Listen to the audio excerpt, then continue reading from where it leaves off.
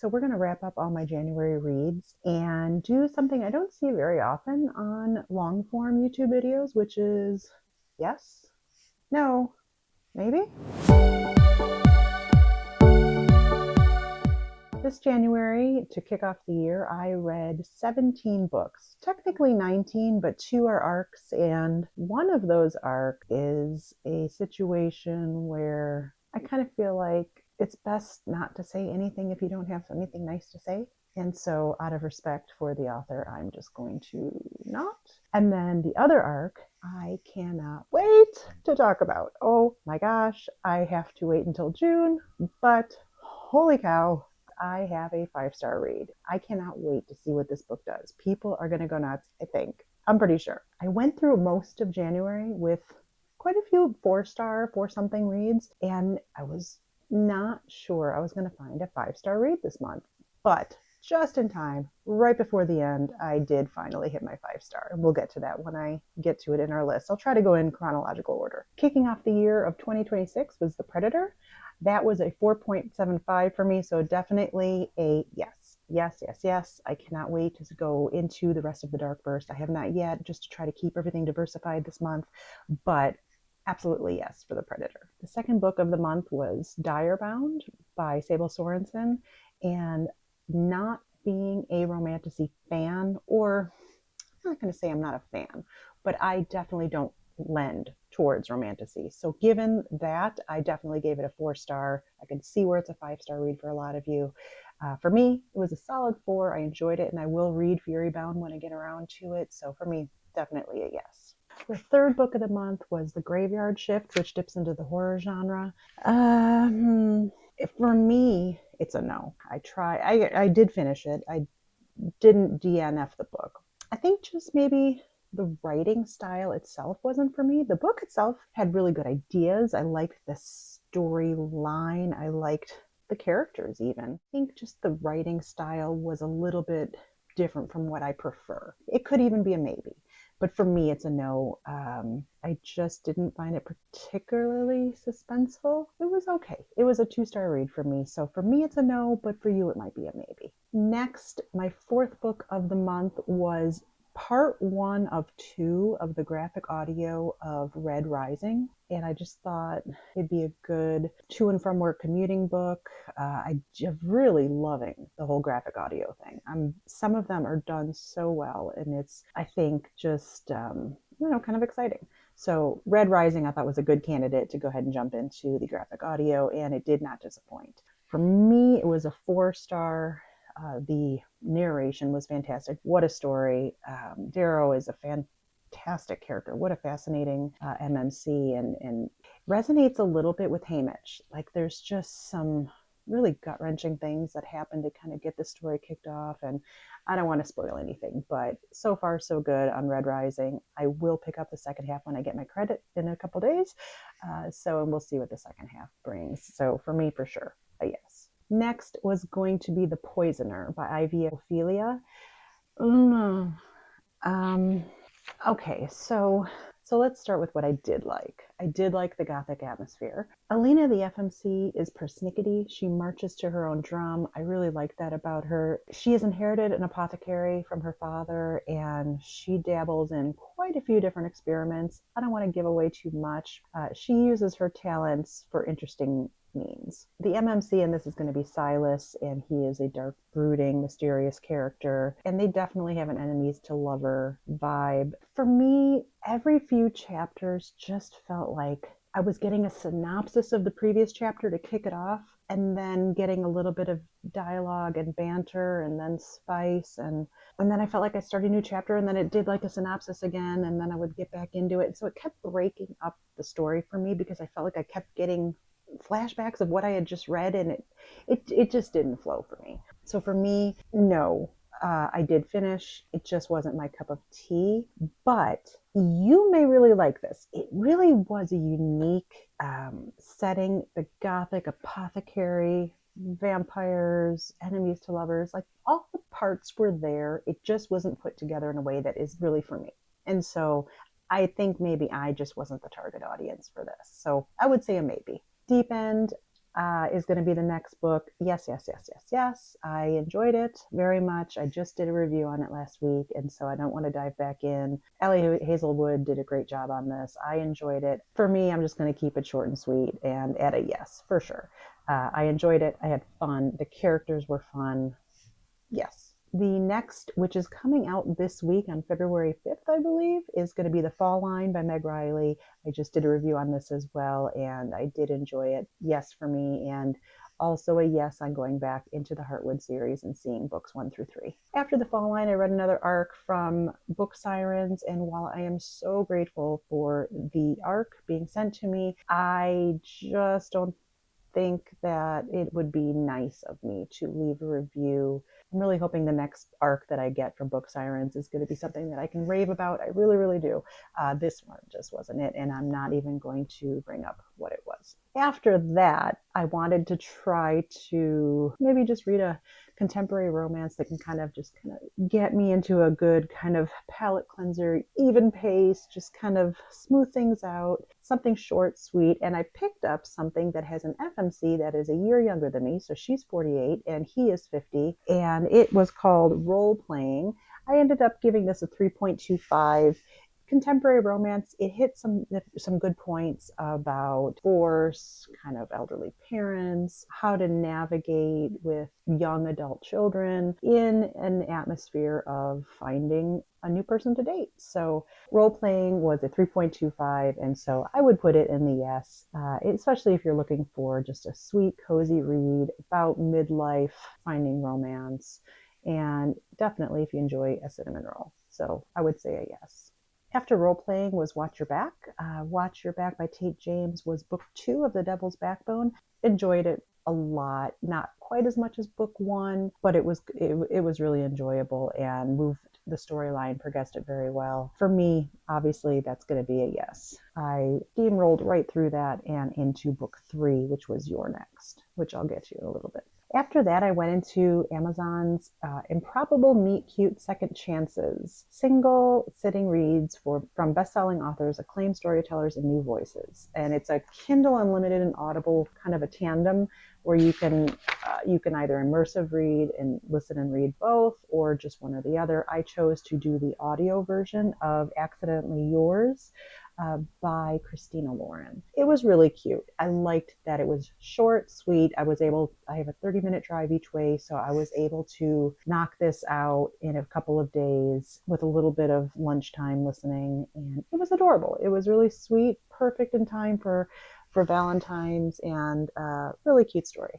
I liked it a lot, and so I gave it a 3. It's nothing earth-shattering, but it's also better than just okay. And so for me, 3.5, somewhere in there, and I would put it in for a yes. I'm going to be continuing through the entire series, and I believe there's 6 of them. The next book was The Butcher. This knocked my socks off. I really, really enjoyed this. I heard a few other people reviewing it last year, and so I picked it up. The Butcher was from 2014 by Jennifer Hillier, and I mean, right out of the gate, wow. Just the first chapter just knocked my socks off. I was hooked from the very beginning. I flew through this. I don't want to say it was like a lightning fast read, but my desire to read it was, I wanted to just keep going. I just wanted to read until I was finished. I wanted to know what happened next, and I really like that. It was a long time since I'd felt that way, especially about a thriller, police procedural. It was bizarre. It was a little bit twisted. The writing style was like being dropped right into a story, right in the middle of everything, and you just got to catch up and run with it right as everything is happening. I felt like I immediately had a grasp on every single character. As soon as I read them on the page, like I felt like I knew them. I was aware of what they were feeling, what was driving them. It was just a really unique writing style to where I just felt completely connected with the story instantly. I'm not somebody who is triggered by much of what I read in most books. This had me audibly gasping My jaw hit the floor a few times, pretty much from the jump. The climax of this book was everything that I hoped for. It didn't let down. Overall, at the end of the day, I gave it a 4.5 and an absolute yes for me. If you enjoy a psychological thriller, police procedural, almost bordering on horror, pick this up. It'll knock your socks off. After The Butcher, I read Hunt Me Darling. It has an average 3.73 Amazon rating. I saw some people give it if you like dark romance or you like some police procedural types, it's the perfect mix. I finished it. I would say the positives were I was able to fall into the story with extreme ease. I enjoyed the dialogue when they were outside of the FBI headquarters. I found some of the dialogue within FBI headquarters when they were actually researching the case to be somewhat repetitive, a lot repetitive. And every time they would go back to FBI headquarters and dive back into the job side of the book, which is hunting down these people, it just kind of lost me. As soon as I left headquarters and it was the cat and mouse game, that was great. I really enjoyed that. The spice was spicing, all those good things. But, it was just okay for me. I ended up giving it a 3-star. If you like a mix of dark romance meets police procedural, if you're not super duper picky, then I would say yes. If you can easily get bumped out of the story like me, I would say more of a maybe. You'd have to be probably in the right mood. So that's where I'm at on that one. After Hunt Me Darling, I went into Jar of Hearts, which is also by Jennifer Hillier, who wrote The Butcher. I thought I had never read her, and I did years and years ago when Jar of Hearts came out, and I remember it had a big buzz at the time. So technically, this is a reread for me, and I gave it a 4-star then, and I'm going to give it a 4-star now. For me, The Butcher was just that much better, like elevated. It was like Jar of Hearts, but elevated. Jar of Hearts was fantastic. I just thought The Butcher was just a little bit more fantastic. And so I gave that a 4.5. But Jar of Hearts for me, the first time I read it and the second time were going to be a 4-star. Just super intense story. There is a bit of a romance in there. And I guess The Butcher does too, in that the people in The Butcher, their romance could almost be split off into its own story, like a separate novel. The romance in Jar of Hearts, I guess you could say the same. You're getting like a 2-in-1 where you kind of wish they would get their own romance novel on the side. But of course, that's not what this author does. The story was pretty intense. If you're easily triggered, probably not the book for you. Read your warnings. But for me, I thought it was fantastic. Solid 4 stars. Absolutely a yes. After Jar of Hearts, I was in a police procedural kind of mystery thriller mood. I wanted to try a Charlie Donnelly novel, and so I went to Kindle Unlimited and got Long Time Gone. This has a 4.17 Goodreads average rating. Really fascinating dive into DNA, forensic genealogy, police procedural with flashbacks, and a lot of family drama and strong characters throughout. I found Long Time Gone completely engaging. I did not guess anything that was coming. Everything had me on the edge of my seat throughout, twists and turns. I just really didn't see any of the answers for the mysteries that were coming until they were revealed throughout the book. I would say it was a 4-star read for me. Definitely a yes. I enjoyed the deep dive into forensic genealogy, which was something different, so it was pretty exciting. After a Long Time Gone, I finished out the Devil's Backbone series, which was You're Next. And it was the conclusion to the series, tied everything up at a really nice bow.